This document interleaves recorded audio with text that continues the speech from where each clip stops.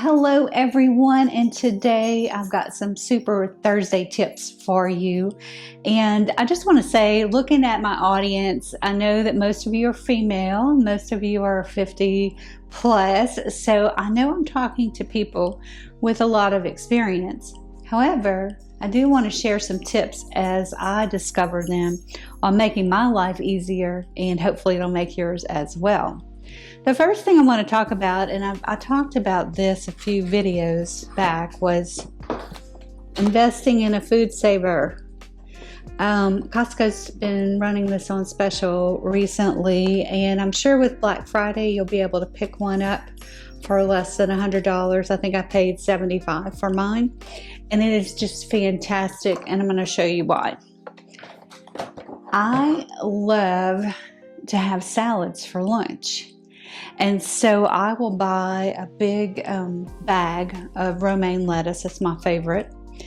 And it seems like I would get to the fourth head and it'd start going bad. So here's what I discovered. Packing it up like this. So I prep it all on the weekend, get it ready, and then pack it up, stick it in the fridge. And this is one serving for my husband and myself. So I just pull this out and we can make a salad like that. We like proteins on our salad. So I do the same thing with chicken.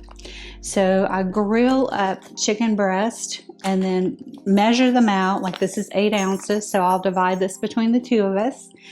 And we just put that on our salad. We make our own dressings. I'm kind of an olive oil and salt kind of girl.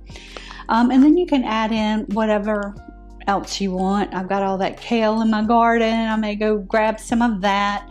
Pumpkin seeds, walnuts. There's all sorts of things. Cheese. If you're dairy tolerant, you can add cheese. So in this tips recipe, or tips video, I just want to show you how I grill the chicken. So if you'll join me at the stove top, I'm going to show you what I do. So our grill is smoking hot. I pre-treated it with some avocado oil spray. But if you're looking to add healthy fats, you can use bacon lard, you can use ghee, whatever you prefer. So I've got some chicken breasts and I tenderize them just a little bit. I just really want the thickness to be equal so that they'll cook well. And then next I'm going to add seasonings, and pick your favorite. I am in love with Cavender's. It is great on chicken. So I'll just sprinkle this over the top. Be generous. And then a pinch of sea salt. And I'm going to put these on the grill, and it is, don't worry, my hands are clean. I'll lay that down. And I'll grill these for 4 to 5 minutes on each side.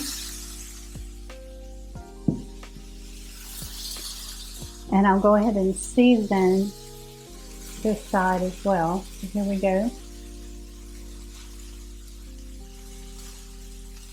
You have to buy some more Cavender's. We're getting to the end of that. Do you need a grill like this? Absolutely not. You can use whatever pan. You know, if you've got a cast iron skillet, that is perfect. However, you can just use whatever skillet you have. You don't have to go out and buy one of these. But I'm telling you, we use this grill almost daily. It's great to make pancakes on. It's great to grill chicken. It's great to cook burgers on. It's just really, really wonderful. And you may see I've got butter sitting in the background. I'm going to finish off the chicken with a little bit of butter towards the end of the grilling process. So I'll show you what that looks like. And it's just a great way of adding some healthy fat into your diet. Remember, fat fuels your brain. So I'm just going to add a little butter. to the chicken. And you can see I opened up one of these bags, and that's our salads, our bed of romaine. I kind of like to take the chicken and put it in the butter.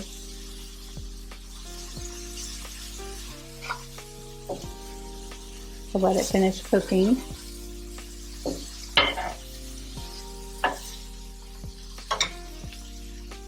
So once it's good and brown, you can actually take it and move it to your plate. And I like to kind of look and see,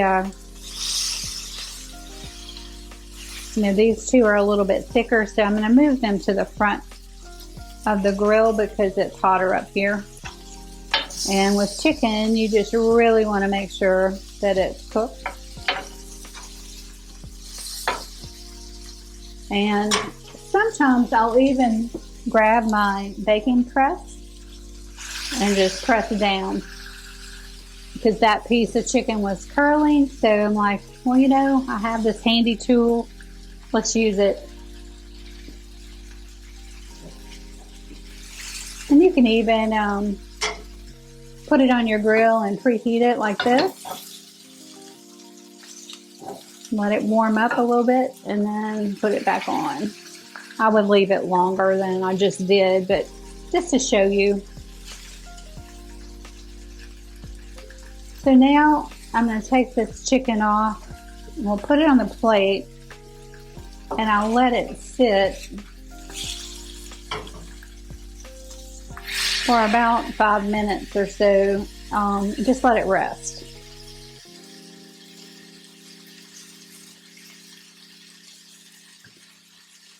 It's beautiful, nice color to it. So tasty. The Cavenders is just fantastic for flavor.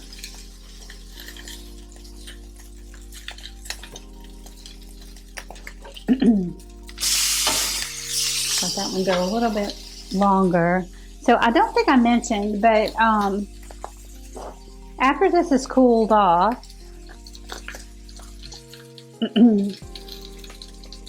after the chicken cools off, you're going to chop it up into little bite-sized pieces.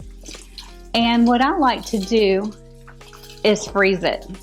So I'll have 3 or 4 of these bags in my freezer to grab for our salads.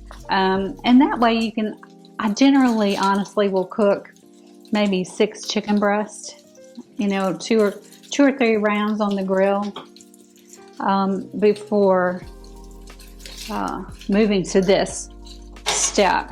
But you chop everything up after it's cooled, and then you can seal it and put it in your freezer, and that's just a great grab and go.